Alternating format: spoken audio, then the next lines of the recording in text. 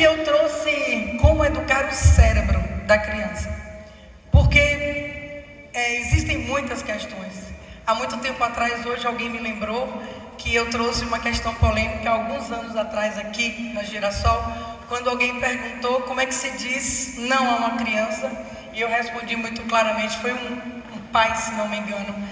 Ele perguntou de longe: como se diz não a uma criança? Isso é muito simples, com a boca. Não é tão complicado assim. Dizer não, às vezes, gera sofrimento para o adulto, mas gera uma série de situações benéficas para a criança.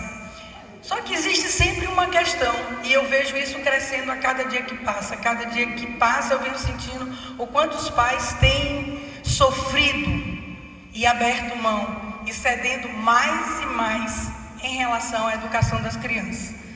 Eu não tenho pouco tempo na área não, mas quase 40 anos. E a gente, embora a gente goste sempre de esconder a idade, mas fica difícil não falar que quase 40 anos sendo terapeuta ocupacional, eu me preocupo cada vez mais. Eu chego ao ponto de me preocupar absurdamente, como às vezes eu tenho vontade de largar tudo diante do que eu estou assistindo. Nunca vi tantas crianças sofrendo tanto. É muito triste entrar numa sala que eu faço assessoria de educação infantil e ver crianças sofrendo. Elas não precisam sofrer. E muitas vezes os pais reivindicam situações na escola onde em casa o ceder, o não dar limites, tem tornado isso um sofrimento muito grande quando a criança vem para cá, para esse mundo. Isso aqui é o social. E esses enfrentamentos têm sido difíceis para a criança. E eu tenho vivido isso ao longo desses 30 anos, quase 40, como eu falei, vendo essa criança se fragilizar. E por isso eu trouxe esse tema.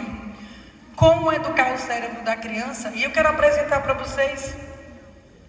O cérebro. Para que vocês entendam por que eu sempre bato na mesma tecla, o quanto eu tenho nadado contra uma correnteza imensa, inclusive de escritores e de cientistas e de também terapeutas que falam sobre essa permissividade e essa relação dialógica sem a composição da autoridade. E a minha preocupação é o quanto isso não está dando certo. Então eu quero mostrar para vocês ali o cérebro. O cérebro da gente, muito diferente do que muita gente pensa, ele é uma caixinha completa e toda utilizada. E não apenas uma parte do cérebro é utilizado, mas todo ele. Ele é dividido em 5 partes. E dentro dessas 5 partes, tantas outras estão todas localizadas em função. É assim que funciona o nosso cérebro. E é assim que nascem as crianças. Ali na frente, o lóbulo frontal é uma das partes mais importantes. É onde estão, na ciência, localizada a parte superior da cognição, do aprendizado e do juízo moral. Existe uma área no cérebro chamada juízo moral, que na sociopatia, os sociopatas não são um grupo. Me deram aqui pouco espaço, né? Foi de propósito, foi? Ah, é? É porque eu não estou conseguindo ir lá. Me deram pouco espaço aqui hoje, viu? Foi de propósito para eu não ficar andando. Então esse lóbulo, ele tem uma parte dele que chama-se juízo moral.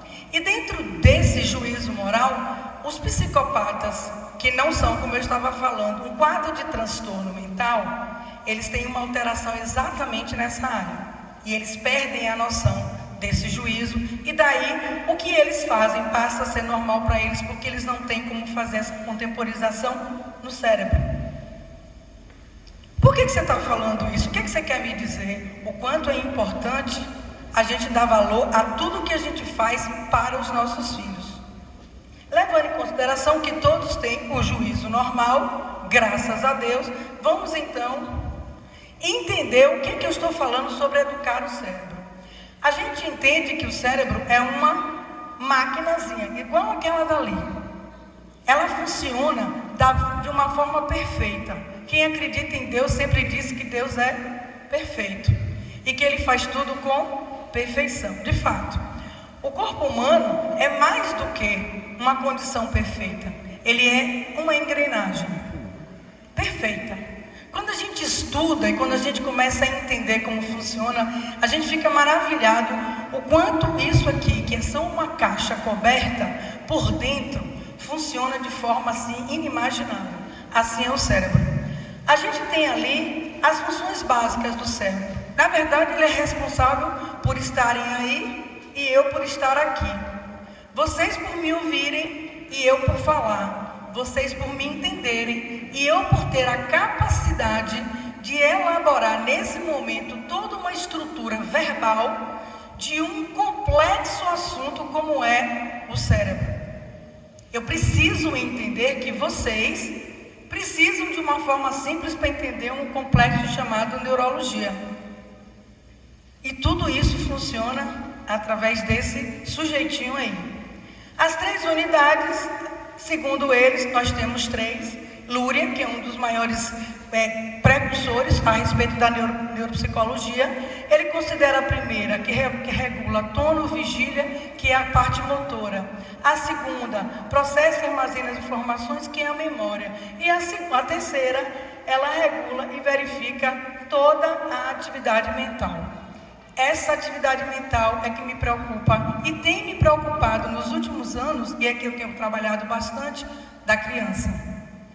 Porque ela não está sendo acionada quando os pais deixam a criança decidir ou simplesmente fazer opções que ainda não estão maduras para ela. Porque não foi acionado, porque não existe referência.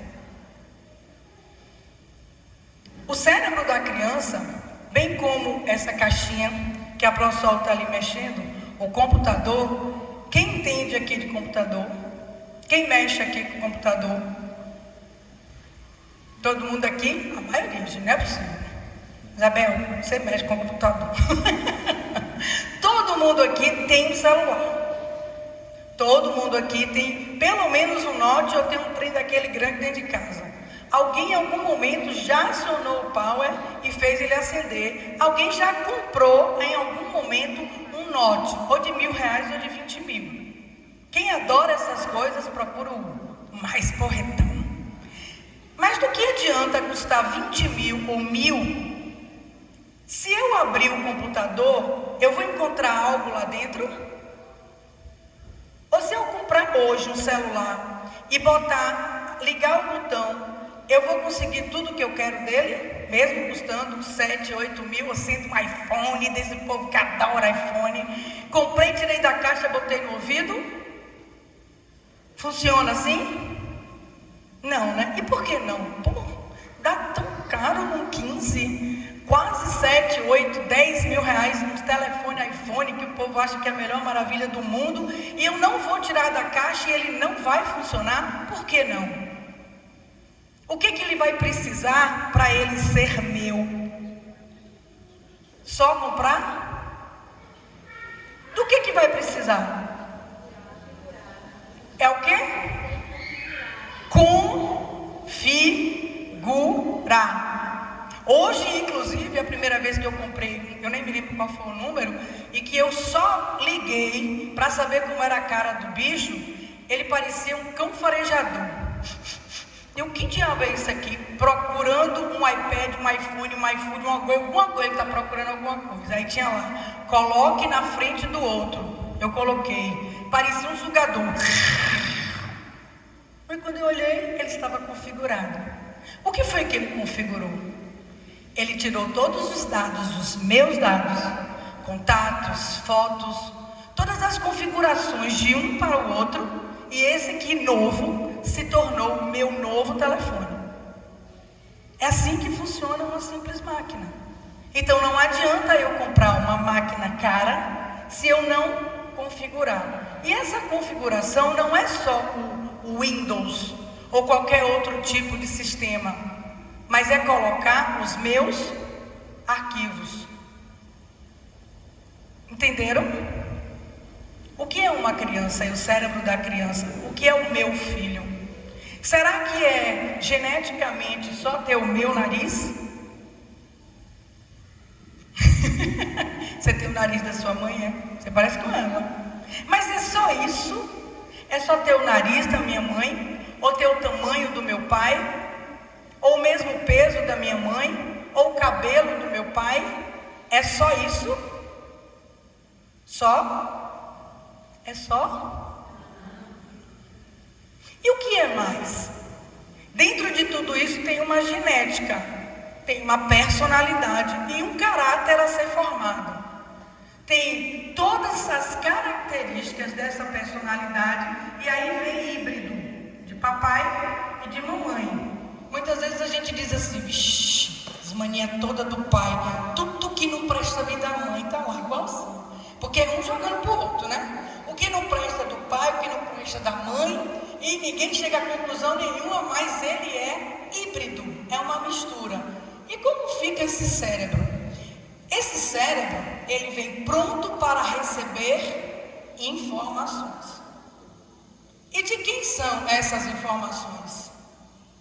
Aí eu vou mostrar para vocês um pequeno vídeo que eu adoro, que chama exatamente As Crianças Imitam os Adultos. Solta aí, DJ.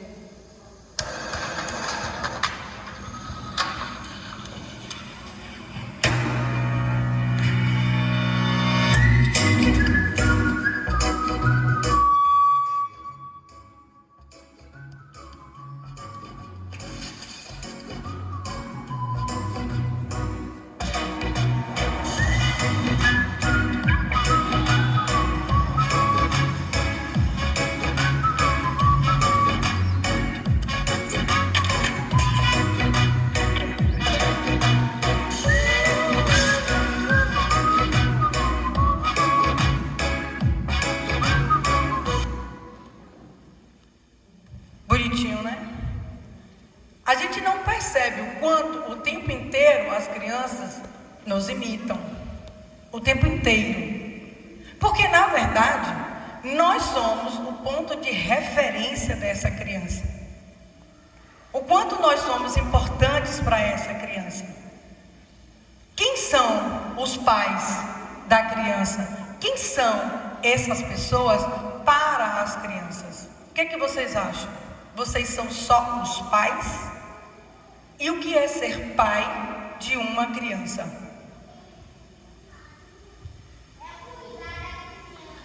Muito bem, acima de tudo. Mas vocês não têm vergonha não, é? Pois deviam ter. Deviam ter. O menino sabe responder, vocês não sabem. Meu Deus, sei onde enfiar minha cara. Muito bem, meu filho. Exatamente, é cuidar da criança. Mas como é o nome do mocinho aí que me ajuda? Pedro Arthur.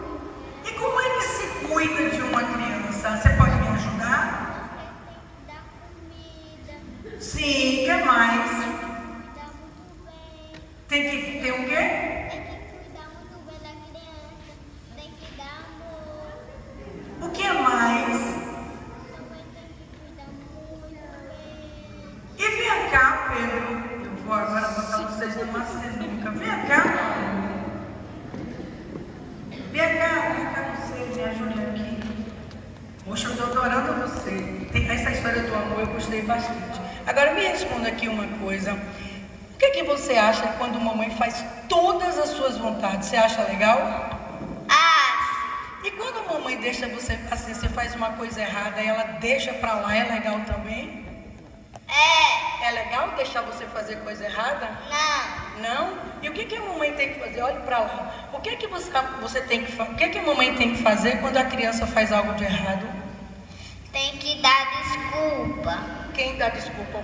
Você ou a mamãe? Eu. E a mamãe tem que fazer o quê? Desculpar também. Só isso? Não tem que fazer mais nada? Não briga, não bota castigo, não faz nada. Fica tudo bem. Ah, e assim é legal. Muito obrigada. Ele está errado? Ele está errado? Então é só desculpar e acabou e está tudo bem? É? Sim? Quer cá você?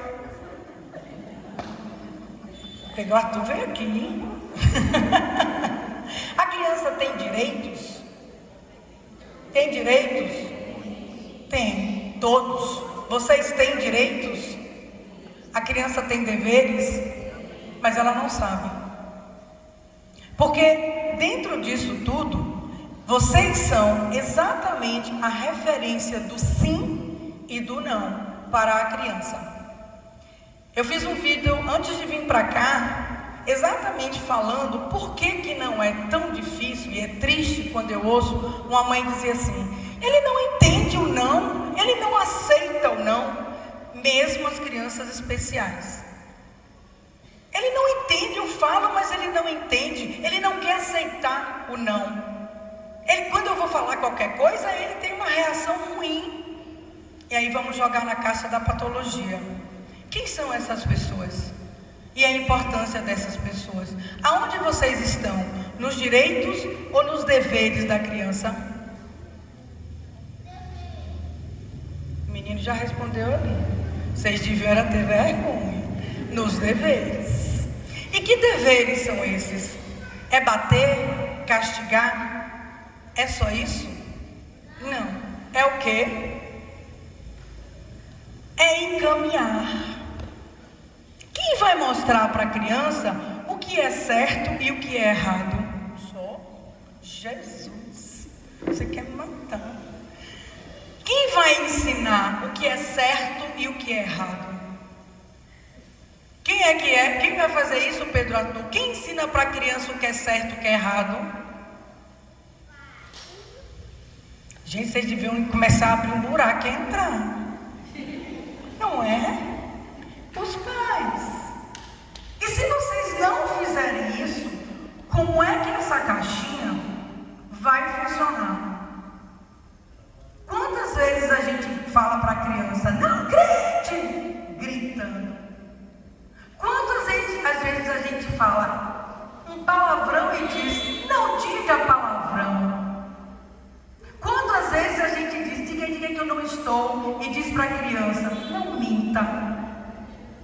Quantas vezes a gente está no carro brigando por nada, te arrancando os cabelos enquanto a criança está assim: mamãe, alguma coisa?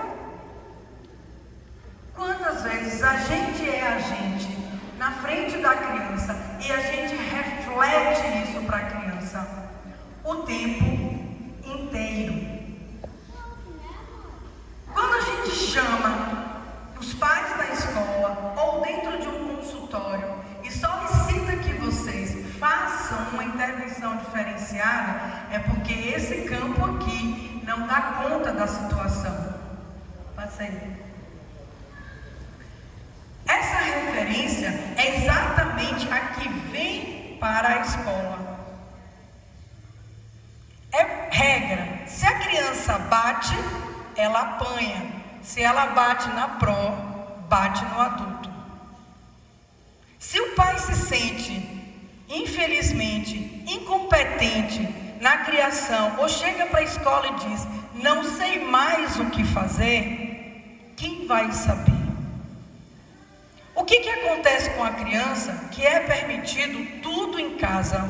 Essas criaturas que estão representando a nossa educação infantil e o nosso primeiro ano passam a ser algozes e não exatamente aquelas pessoas que foram para vocês, na vida de vocês e na minha, a minha professora.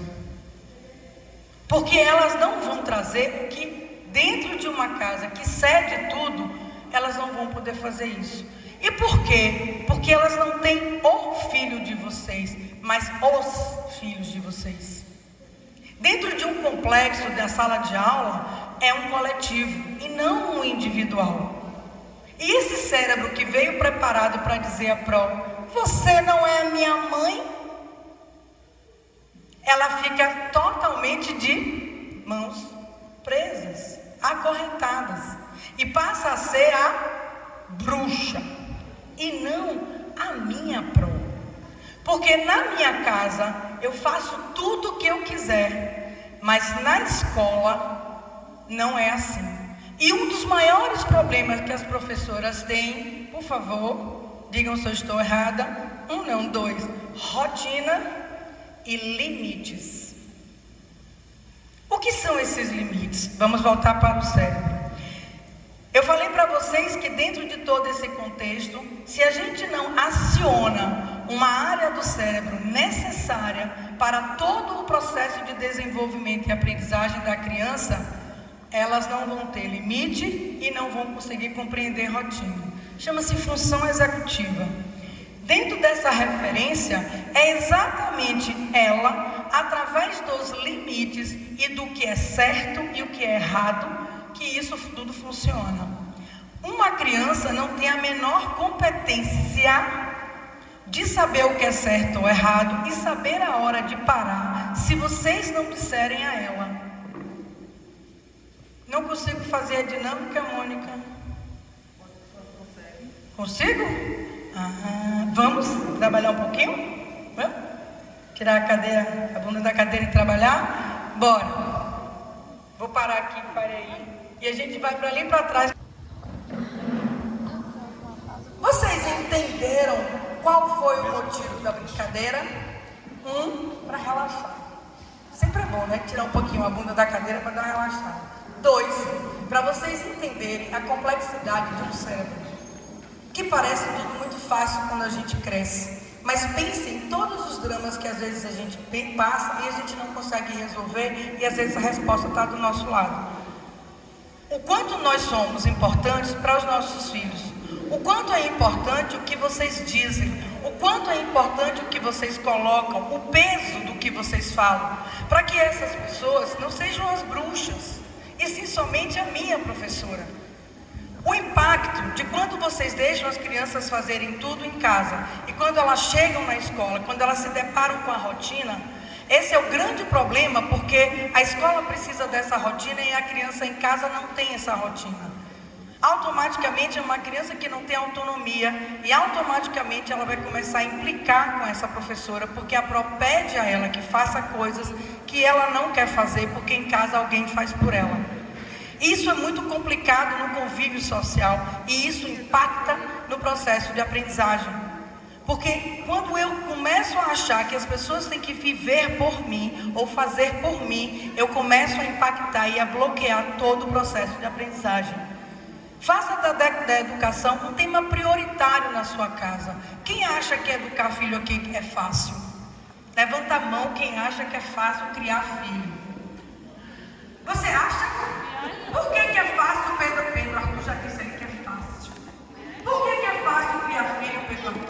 Porque se a sua barriga estiver grande e se estiver doendo, é porque o filho quer sair, aí você vai lá no hospital e sai o filho, pronto, pior. É só deixar sair, aí é fácil. A resposta para tudo, todo mundo escrever um livro rapidinho, diga. Exatamente. Gostei. Criar é fácil. Educar. Educar no mundo de hoje, eu tenho um filho de 32 anos e uma menina de 29. Quando eu cheguei aqui, ele tinha... tá pensando que o tempo não passa? Fique aí esperando. O filho da Mônica, quando eu cheguei aqui, estava numa escola ainda. Acabou de se formar em medicina. Coisa mais absurda. Se passaram 8 anos que eu estou em Remanso. Quando eu cheguei aqui, meu filho tinha 20 e poucos anos, hoje ele tem 32. E há 32 anos atrás era mais fácil, ainda difícil, de criar filhos e educar. Hoje, 32 anos depois, para quem está começando, é mais difícil ainda. Os apelos são maiores, as necessidades são maiores, a ansiedade dessas crianças está muito grande.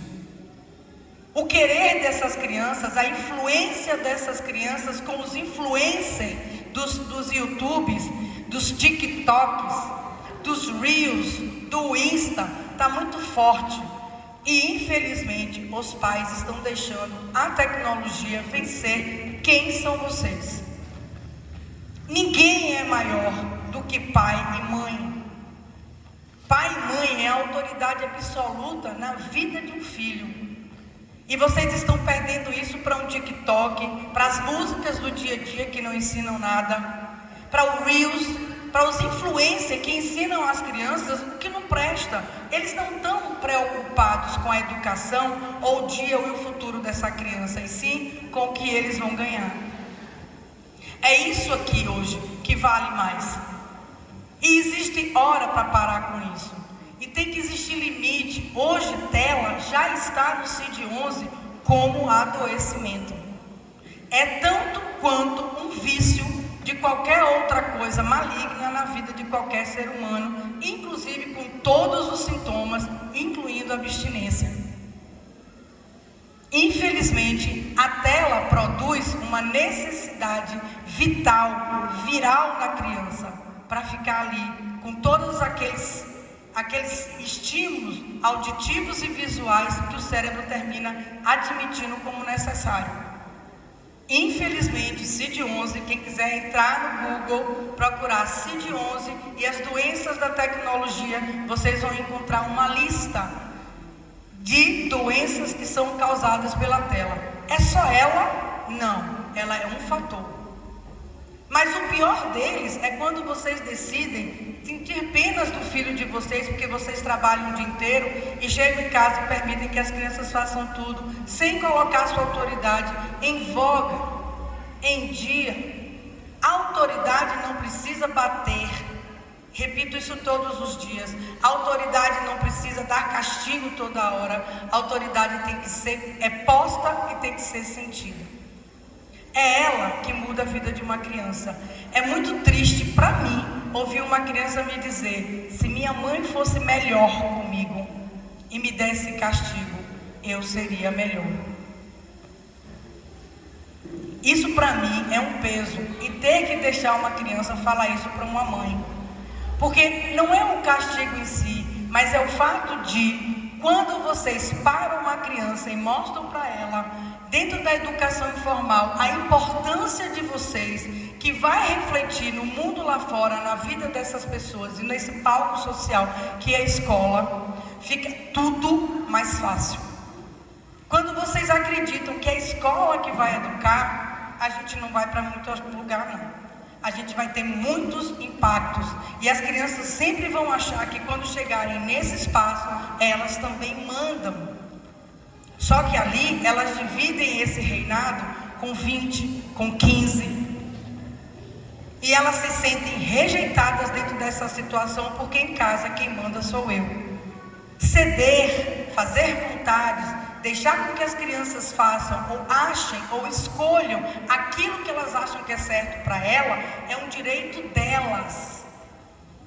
Dizer para vocês: não me bata não porque dói, você não pode me bater. A minha, quando era pequena, que hoje tem 29 anos, que isso não é novo, virou para mim e disse que eu não podia bater nela por causa do ECA. Porque o ECA proíbe isso há 29 anos atrás, em média 24, 25, que era a idade que ela tinha, 4, 5 anos. Ela já me dizia que eu não podia. Era um direito dela dizer isso? Era. Mas é um dever meu saber a hora de dar um castigo e até dar um tapa na bunda se precisar. Você é a favor de bater, Pedral? Se precisar dar um tapa na bunda, sou. Eu não sou a favor de nenhum tipo de agressão, de abuso, nem verbal e nem físico com ninguém. Nem com adulto, nem com criança. Desfazer. O que adianta dizer que eu não bato no meu filho se eu chamo ele de burro todos os dias? Se eu comparo ele com outras pessoas, ou sequer se eu não faço ele ter o que ele precisa para crescer: autonomia, autoestima, deixar que ele saiba mesmo através de mim o que é certo, o que é errado, dar limites para acionar uma coisa muito simples: controle inibitório.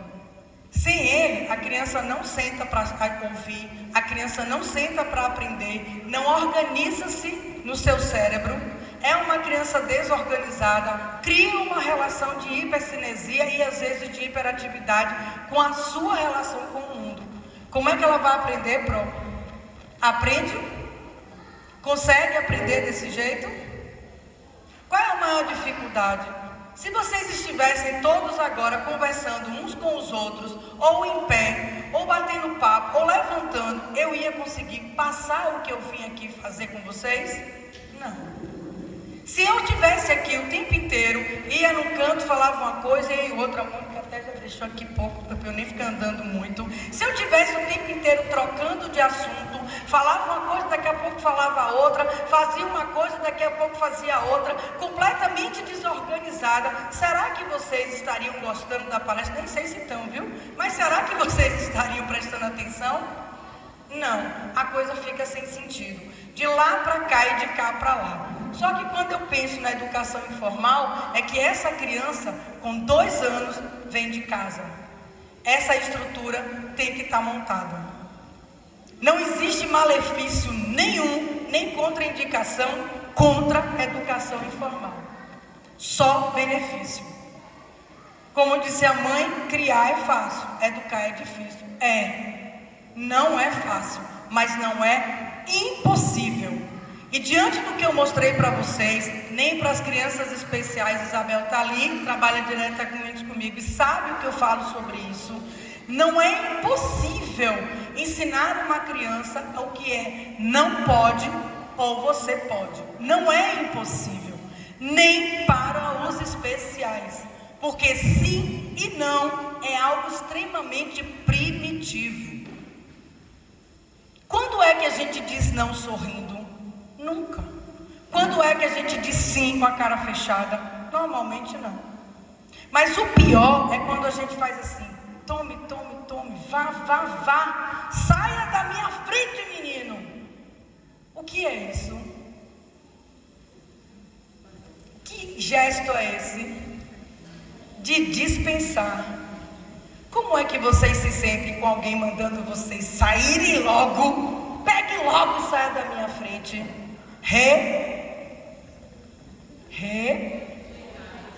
E como é que a criança se sente? Por isso que parar para dizer a uma criança,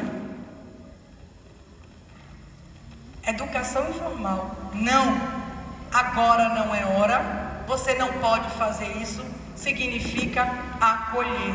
E como disse Pedro Arthur, pais amam seus filhos.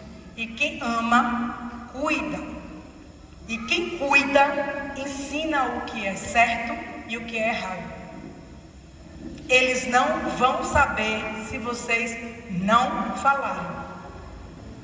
Por isso que a gente precisa, em casa, trazer esse conteúdo já formado. Por isso que dá trabalho, porque hoje a televisão o tempo inteiro traz apelos. TikTok traz apelos, YouTube traz apelos, todos os canais fechados e abertos que esses meninos usam, trazem apelo. Mas a gente tem que saber o que é bom e o que não é bom para o meu filho. E só deixar que eles decidam até a roupa que eles vão vestir, mesmo que seja a mais velha do mundo, para ir para a formatura, seja de quem for para o casamento, é porque ele quis. Faz com que a gente esteja num lugar abaixo daquilo que eu devo ser, a autoridade para meu filho ou minha filha. Isso não instala o aplicativo da função executiva e do não na cabeça da criança. Vamos voltar ao computador. É preciso colocar aplicativos para que eles funcionem. E um deles é exatamente o não. Quando a gente oferece isso, a gente está simplesmente fazendo com que os nossos filhos se fortaleçam para viver no mundo social. Fica mais fácil o processo de aprendizagem. Não existe, principalmente, essa briga entre eles e os professores que precisam desse controle inibitório para que eles possam aprender. Passa aí, Pro. Esse vídeo, eu gosto muito desse vídeo. Muito. Assistam com muita atenção, porque a Mônica já está ali me sinalizando várias vezes que tem na hora de terminar. Mas assistam com muita atenção, porque eles mostram exatamente como nós somos referência para os nossos filhos e a importância dos nossos atos a cada dia na nossa vida com eles. Solta o play, DJ.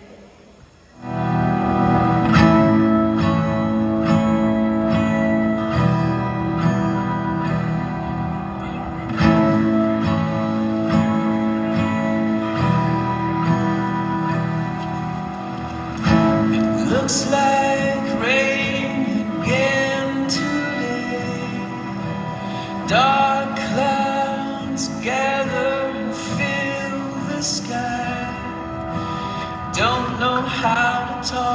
you just know how to say goodbye.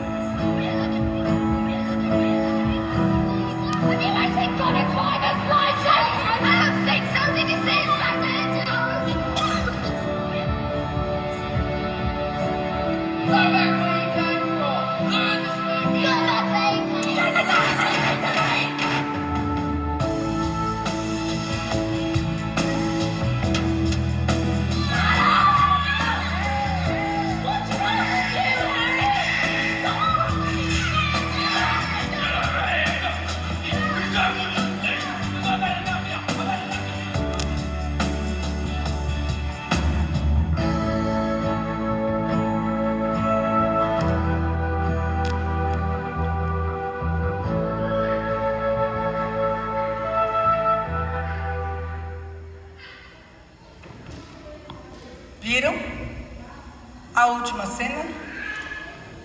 Sabe por que hoje nós temos feminicídio? Vocês sabem quem está matando? Quem não respeita pai e mãe. Se eu não respeito alguém que me colocou no mundo, eu vou respeitar a minha pró? Eu vou respeitar a filha dos outros? Não. O respeito começa em casa.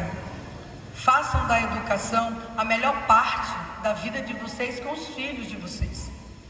Porque sem dúvida nenhuma, o resultado vai ser o melhor possível. Pode parecer chato, pode parecer maçante, pode parecer às vezes que eu sou a pior pessoa do mundo. E eu vou fazer uma última pergunta para vocês pensarem. Vocês precisam do amor do filho de vocês para educar e amar seus filhos? Vocês precisam, os pais, agora é para os pais. Vocês precisam do amor dos filhos de vocês para educar e amar os filhos de vocês? Sim. Precisam? Não. Precisam? Precisam ou não precisam? Não. Precisam do amor dos filhos de vocês para fazer o papel de pais de vocês? Pensem. Precisam? Não. A gente não precisa do amor deles. Eles é que precisam do nosso amor. Quem faz sacrifício não são eles. Nós estamos fazendo agora porque nós nos tornamos mães e pais. Quem fez o sacrifício pela gente? Quem fez? Nós não precisamos do amor dos nossos filhos para sermos pai e mãe. Nós precisamos sim amar os nossos filhos e fazer sacrifícios por eles. Ok? Obrigada, gente. Boa noite.